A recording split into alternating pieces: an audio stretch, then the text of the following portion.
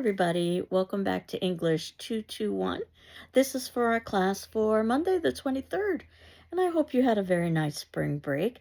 And as you know, before spring break, we were in the midst of Much Ado About Nothing, which happens to be the second comedy that we are reading in our comedy section. And as you also know, your first paper will be due soon.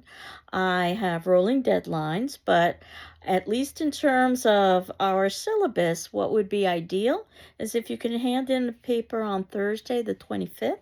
I ask that you submit in your paper via PDF to my email, which is how my grading program works best. My email is my surname, Ruiz, R-U-I-Z, at gcc.mass.edu. And if you'll remember, I'm asking for a critical paper, so you don't need to use outside resources, and that you would probably be addressing A Midsummer Night's Dream or Much Ado About Nothing. The sonnets are a possibility, but talking about the sonnets are a little bit different than talking about the play because the sonnets are obviously short poems as opposed to a 5-act play as we've been seeing with Shakespeare's writing, something that will hold true for all of the Shakespeare plays that we're reading. And as you know, we began with The Midsummer Night's Dream, which is a very common play that is oftentimes studied in lower level classes because of the magic and the music and the dance and what seems to be a happy ending. But we discussed that the happy ending is somewhat complicated and that A Midsummer Night's Dream is also somewhat complicated, even though on the surface it might seem to be fairly straightforward. And the fact is that, as you know our quote, don't expect easy answers from Shakespeare. Expect all of the contradictions and challenges and so forth that you can find in a Shakespearean play, which is probably one of the reasons why new scholars continue to find new ways to study Shakespeare all of these centuries later. Now, that said, you can create your own essay topic, but I do ask that you run the essay topic by me. And perhaps you would prefer a play that's more grounded in reality. And that's what Much Ado About Nothing is. It's grounded in reality, but it's also about love and all of the complications and mix-ups. And we also get a, quote, happy, unquote, ending, though that too can be somewhat complicated. And we know that the beginning of the play, it's established that the men are returning from war. Shakespeare places his play, this time in Messina, Italy, though it may as well have been England proper. And might I argue that the men are returning from one war but entering into another war, because love itself can be a war. And we definitely see how words are used as weapons throughout this play, because our couple of interest, Beatrice and Benedict, have incredibly witty dialogues with one another, even though they're not supposed to be the main couple. The main couple's supposed to be Hero and Claudio, but they come off as rather flat in comparison to Benedict and Beatrice. Hero and Claudio are young, and it seems to be that their union is more of convenience than anything else, as opposed to Benedict and Beatrice, who are older and more experienced. Their union is more of an intellectual rather than a political union. We're introduced to other characters as well, such as Governor Leonato, who is Hero's father, and we see how important his virginity is, in that Hero's own father would not only abandon her on her wedding day because of rumors, accusations of basically having lost her virginity, but downright says that he would prefer his daughter dead just because of the way that she sullied the family's reputation. Reputation is a major theme in this particular drama. We are also introduced to Antonio, who has a more of a minor role, Leonato's brother, but he'll be important in terms of forwarding the plot. We're introduced to Prince Don Pedro, who is a friend, and as a prince, he has higher status. One of the reasons why he's called in to woo for Claudio, because he is of higher status. And his brother, who has to carry the title of the bastard Don John.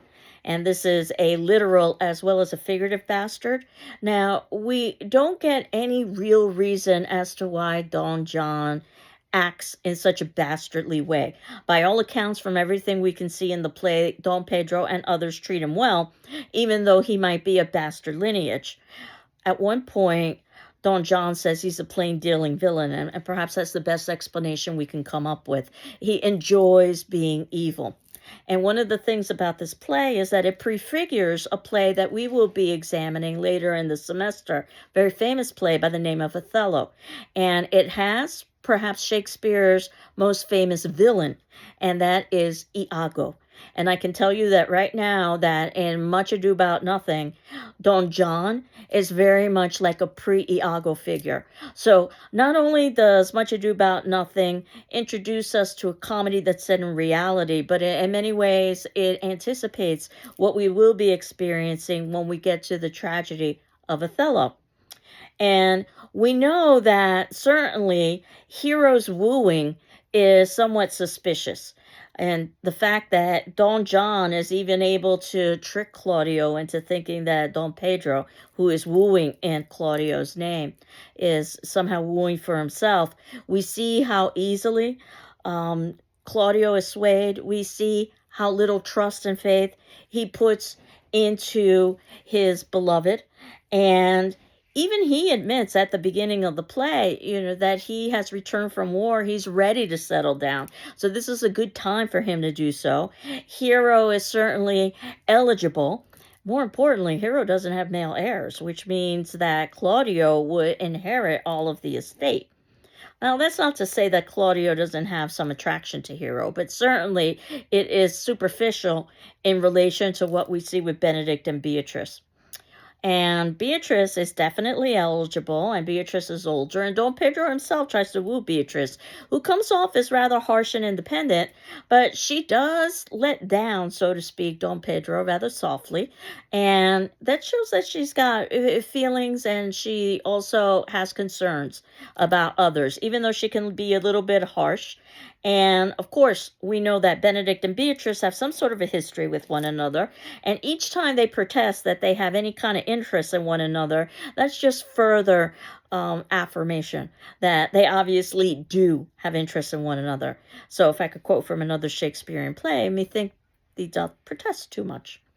So as the action continues, we know that Benedict is very easily convinced to love Beatrice.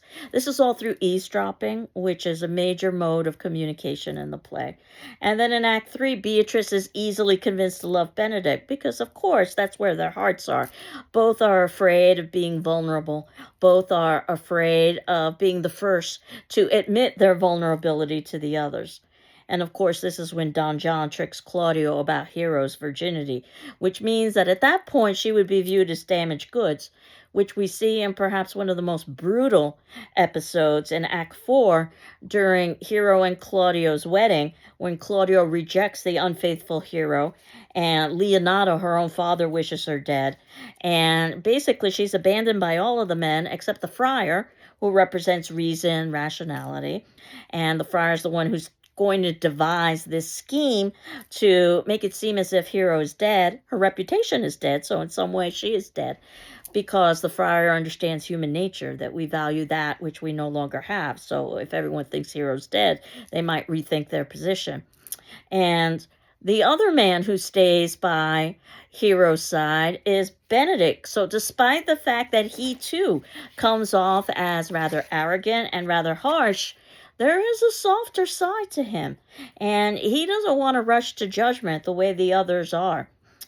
Benedict is asked by Beatrice to kill Claudio to avenge Hero and her honor.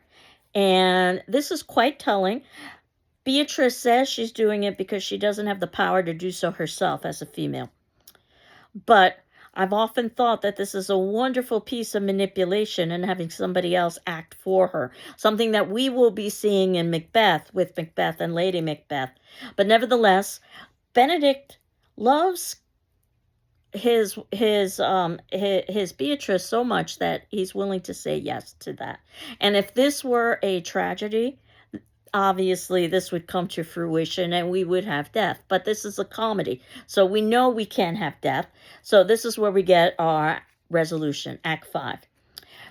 It's true Benedict threatens Claudio, but at this point it's Dogberry, a minor character who is the constable and provides some comic relief, but also is the savior. Very typical Shakespeare to have a lower level character either save the day or be able to make reflections that are much more sophisticated than one would expect from somebody of that social or economic status. So Dogberry is the one who exposes Hero's innocence. Leonato will accept Claudio's apology, and note that Claudio is not willing to apologize until Hero's innocence has been proved. And I've always been very skeptical as to whether or not Claudio would have ever apologized if there wasn't evidence to prove that Hero was innocent, which says that Claudio's character is pretty superficial. But nevertheless, the apology will be accepted if Claudio agrees to marry Leonato's niece. We know that all of this is just a machination. Leonato doesn't have a niece. They're pretending that Leonato has a niece with his brother Antonio, and the niece is revealed to be Hero herself. So she's back from the dead, so to speak. And this is another Shakespearean trope that we oftentimes see in his plays. And Benedict and Beatrice, who've been going back and forth with their love, are publicly forced to admit their love. And this is through written documentation, love notes that they've sent to one another. And if they remind you of an adolescent or even pre-adolescent couple, they should. It reminds me of the days pre-internet where people would do things like pass notes to each other in class and carve into desks. This one loves that one. And as we know from A Midsummer Night's Dream, there is a very thin line between love and hate. So when Beatrice and Benedict declare hate, we know that that's also a possibility that they are not too far away from declaring love if they can both be brought to that particular point. And Don John will be punished, but after the play proper itself, because we want to end on a happy note. So, some observations. This is the sixth section, the notes below. Again, we've got a happy ending, but I do wonder about how easily Hero is willing to accept Claudio after he's treated her horrifically. So, not so sure what this says about gender. That said, we do have a happy ending in that Hero and Claudio are a couple, and Beatrice or Benedict are a couple. And I've always believed that Beatrice has the upper hand in this play.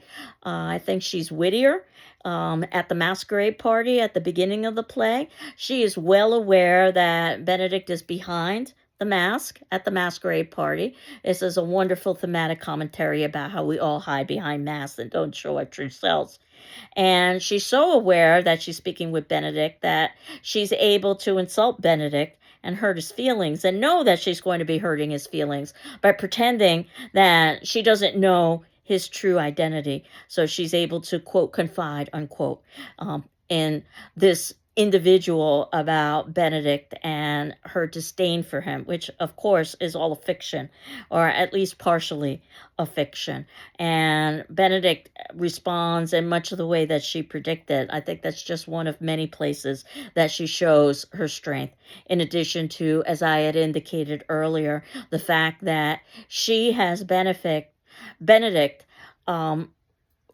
work in her favor to try to, in one way or another, enact justice for Hero by killing Claudio.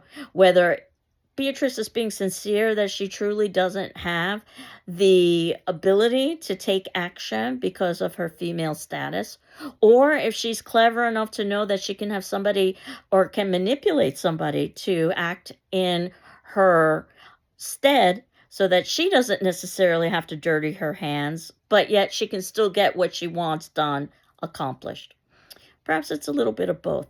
As we know with dramas, a lot of times it'll be based on the actor portrayals, and the version that I had us see with Much Ado About Nothing starred Kenneth Branagh and Emma Thompson, who at the time were married, and I think you could see that this couple playing Benedict and Beatrice has great chemistry with one another.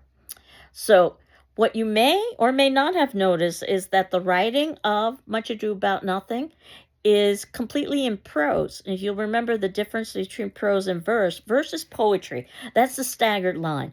And we talked about how Shakespeare oftentimes utilizes poetry to illustrate either a character who's of higher status or a character who is achieving a certain level of insight, even though they might be from a lower status.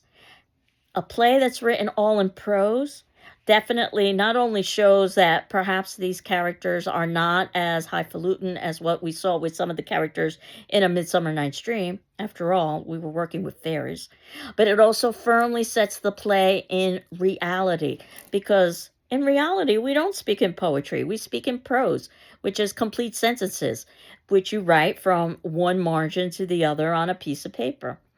And Hero and Claudio, that love of convenience, but not necessarily unusual at the time, as we had talked about with Midsummer, that unions would oftentimes happen quickly or for political reasons, and then affection and even love would grow after the fact. But Benedict and Beatrice certainly illustrate a more mature love, and that's what makes them much more interesting. And certainly Kenneth Branagh, the actor, knew that the lead role would never be Claudio, it would be Benedict. That said, don't know how I feel about Keanu Reeves playing our villain, Don John. Nothing against Keanu Reeves. I'm a huge fan, but it always struck me as a miscasting. But perhaps a clever one, because this was Kenneth Branagh, both director and lead actor, his attempt to bring Shakespeare to the masses in the 1990s. And in the 1990s, Keanu Reeves really was an A-list actor. Perhaps he still is today. But the reality is that his name would have brought in movie audiences. So, that said, if you think about the importance of virginity for female, one of the puns is in the actual title itself, nothing, because nothing meant a lot of different things at the time period. This is in the 8th section, the notes below. Nothing, obviously, is something that's trivial. And of course, everyone is acting like this is something that's huge, but it's not real. Her infidelity is not real, so it's really not that important after all. If Shakespeare were incredibly progressive, and you can decide for yourself, perhaps he's arguing also that female virginity is not that important. Nothing also is close to noting, which is how the word would have been understood at the time period. And this is a play about noting, about seeing and not seeing things. But nothing was also a term that was used for female genitalia. So this really is Much Ado About Nothing, Hero's female genitalia. So you've got all of those levels working at the same time. Notice how this is a play of opposites as well. In some ways, Benedict is the opposite of Claudio. In some ways, Beatrice is the opposite of Hero. Hero has oftentimes been criticized for being so passive and so weak, that she's so willing to forgive Claudio. And that said, I want to direct you to the 7th section in the notes below to talk a little bit about important quotes and themes. And I just wanted to review some of them with you. In Act 1, Scene 1, line 124, Benedict declares that he's a ladies' man and he loves none. You'll notice after that I put the question why. And it seems like he feels the sense to have to justify why he is not going to settle down. So the question is, why is he so concerned with the idea of settling down?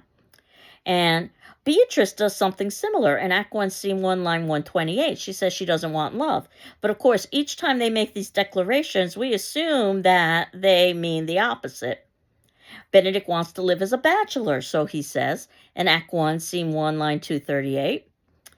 even though Don Pedro says in Act 1, Scene 1, line 274, that Benedict will change. And he's right, because Benedict truly isn't sincere. He's saying this to protect his own reputation, protect himself from being hurt, because you do have to take risk when you are in a romantic relationship. Claudio wants Hero in Act 1, Scene 1, line 296. Notice that Claudio has to run by Benedict's opinion before he's willing to commit to Hero. He wants Benedict to verify that Hero is a good choice, which again I think shows Claudio's immaturity, and it also illustrates that maybe Claudio is thinking a little bit too much that she is a good choice, less about his connection with her and more about her suitability as a wife based on her status and her age and her availability. We know that Don Pedro disguises as Claudio to woo Hero, and much of this has to do with status, but it also allows for the possibility of misunderstanding and foreshadowing and untruths and disguises, which are major themes in this play. In Act 2, Scene 1, line 19, Beatrice says she will have no husband. And in Act 2, Scene 1, line 239, and I think this is an incredibly important line, Benedict says he won't marry Beatrice. No one said anything about Benedict marrying Beatrice, so why is he coming up with this? Because he's been thinking about marrying Beatrice. That's my suspicion. And of course, Don John acts with Borrachio, a minor character. Borrachio means drunk, by the way, in Spanish. In Act 2, Scene 2, line 33, to stain Hero's honor, the major question is why. We don't really get a good answer outside of the fact that he just enjoys creating havoc. He's a plain dealing villain. And in Act 2, Scene 3, line 136, when Leonato finds Benedict and Beatrice written on a piece of paper, that sort of foreshadows the ending when both of the lovers are also going to have to admit that they've been writing love notes to one another. There's physical proof. But physical proof isn't always true, and Claudio believes he sees physical truth of Hero's infidelity, but it's all been a setup. We see how easily Benedict is convinced to love Beatrice. He just needed an excuse. So we see the importance of his maintaining his reputation. Once she has supposedly admitted that she loves him, well, then he can reciprocate without having to sacrifice much in terms of his reputation. And the same thing that ultimately Beatrice is easily convinced to love Benedict because she too loved him. And Claudio is easily convinced about Hero's infidelity because he never really had much trust in her in the first place. And he's more likely to trust a man, a fellow soldier from war, than he is a woman. Keep that in mind when we read and discuss Othello. Dogberry, one of the things he says in Act 3, Scene 3, line 78, just to kind of illustrate his character, that he believes a watch should offend no one, which is ridiculous because, of course, a watch does have to offend someone. So that shows how little understanding he has of his position and his responsibility. Yet, ironically, he's the one who unearths the truth. There is some body language in this play, not too surprising when we think about Midsummer Night's Dream and some of the bawdiness, particularly when the women are alone. For instance, Margaret, Hero, Beatrice. So they talk about the idea of being stuffed. And it's not just a stuffed nose, but it's about being stuffed sexually. They also talk about the idea of the weight upon the chest, which of course would be another body on top of someone during sexual union. This is the height of conflict in Act 3, but it will spill into Act 4 because while we've got the misunderstanding in Act 3, we see the consequences in Act 4 when Claudio publicly rejects Hero. And Act 4, Scene 1, line 29, and Act 4, Scene 1, line 113, where she is abandoned by Don Pedro, Don John, Claudio, because of the fact that they believe she has dishonored herself and her family. Leonato would rather that she be dead, and the friars plan to fake Hero's death. Brilliance in some respects, but also necessary so that we can have our, quote, happy ending, unquote, by the ending of the play. And part of this is our lesson as audience is that we value what we no longer have. So be very careful about what we have and honoring it and valuing it because we may not always have it. We see a lot of wit in this play. In fact, this is going to be related to our attendance question that I'm going to talk about in a little bit. Claudio forgives Hero, and as I had indicated, I've always been suspicious of the fact that Claudio forgives Hero in part because she's been found to be virginal. That if she hadn't have been, he wouldn't have been able to do that. Benedict in Act 5, Scene 2, line 36 is talking about how his love has reduced him to writing basic love rhymes. That what happens when somebody falls in love, they lose their ability to be witty, they become very foppish and concerned with superficial elements. And we're also told in Act 5, Scene 4, line 70, that wonder seems familiar when you are in love. And that's an idea that we saw as well in A Midsummer Night's Dream. We do get our happy ending because what we really wanted was Benedict and Beatrice together, and that's exactly what we're going to get. Even though we've seen their war of words and wit, and ultimately their acknowledgement of love. So, one of the things that I wanted you to think about for our attendance question today is quoting. Specifically, a quote from Much Ado About Nothing. I've reviewed, albeit briefly, some of my favorite quotes or some of the quotes that I think are important. So, your attendance question, which would be due on Wednesday, the 25th, and as you know, you're not required to respond to your peers, but you're certainly encouraged to. But you are required to read your peer responses and my responses in turn, and that might perhaps help inform your paper or some writing that you might do in the future for you to identify one of your favorite quotes in Much Ado About Nothing and why it's one of your favorite quotes. And I'm assuming that most of you will choose different quotes. So by reading all of your classmates' responses and my responses in turn, what you're going to get is a good overview of some of the specific quotes in the play, even though I've been talking about them in a general way. And as you know, my hope is that you would have a paper due or a paper submitted either with Midsummer Night's Dream or Much Ado About Nothing. So that next class we could start talking about a new genre in Shakespeare, and that would be histories. That's not to say that there aren't more comedies to be read and discussed. There are many more, but just because of time. And I can tell you right now that the histories tend to be long-winded. So that said, if you will look at the 11th section, the notes below, I have given you, once again, the Folger link to the history play that we're going to be reading, Richard II. I'm going to be giving you some background about this play next class, and then I'm going to watch, or we are going to watch performance. I'm going to try to find you a performance that is accurate to the text itself because the text can be challenging. There are a lot of characters in history plays, though usually you just need to focus on the central ones. And there are lots of long speeches, and we'll talk about some of the reasons why next class. So I'm trying to find an adaptation that is as faithful as possible, and usually that means the BBC. So I want to make sure that I can access a BBC version for us to watch for Richard II, but if not, I'll find another version. And it'll take us a couple of classes to watch Richard, so if you haven't started reading Richard yet, you definitely should start reading Richard. If I had a guesstimate, I would say this is probably the most difficult part of the class, is the history play, because once we're past the history play, we get into the tragedies, and those are perhaps Shakespeare's most well-known plays. Certainly in some ways, they're Shakespeare's most sophisticated plays.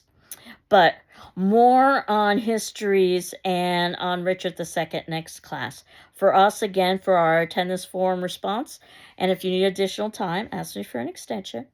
What is one of your favorite quotes in Much Ado About Nothing, and why? So I hope you're doing well. I am doing well, and we will continue on next class, transitioning from comedies into the history plays. Take care. Bye-bye.